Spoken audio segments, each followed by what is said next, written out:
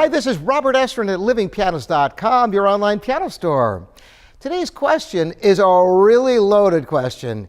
Is it okay to fake at the piano? Now, any teacher would say you must not fake on the piano, and I would tend to agree with them. But is this all-encompassing?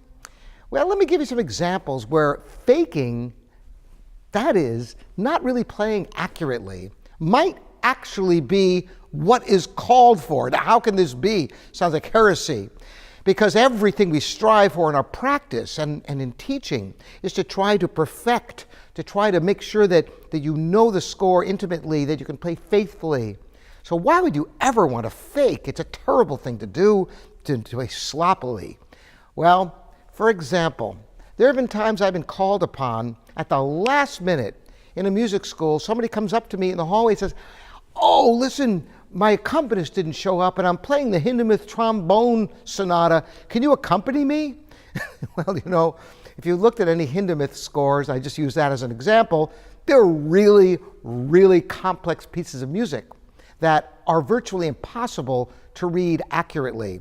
Maybe parts of it you can read accurately depending upon how good a reader you are. But in this instance, this trombonist has an audition, and if they don't have an accompanist, they can't even take the audition. Having something is better than nothing. So in those instances, I have sometimes reluctantly accepted and gone in there and just done the darndest best I can do, grabbing as many notes as possible, and most importantly, staying with the soloist. Never allowing any problems I'm having to interfere with the fluidity of their performance. And this is one instance where faking is, going to be in there no matter what you do. And yet, being able to fake, here's what would be a disaster. Let's say I were to go in and say, "Sure, I'll do it." And the first time I messed up, I go, "Wait a second, wait," and I want to make the correction instead of faking it. That would be a disaster, and the audition would come to a screeching halt. So there are some instances where faking is called for. I'll give you another example. You might think, another example? You're playing a concert, and you have prepared, and you are in great shape. And you get to a certain part and something happens, maybe you're distracted, maybe there was a mechanical issue with the piano just for a moment, and you find yourself over the wrong set of keys. You lost your bearings just for a moment.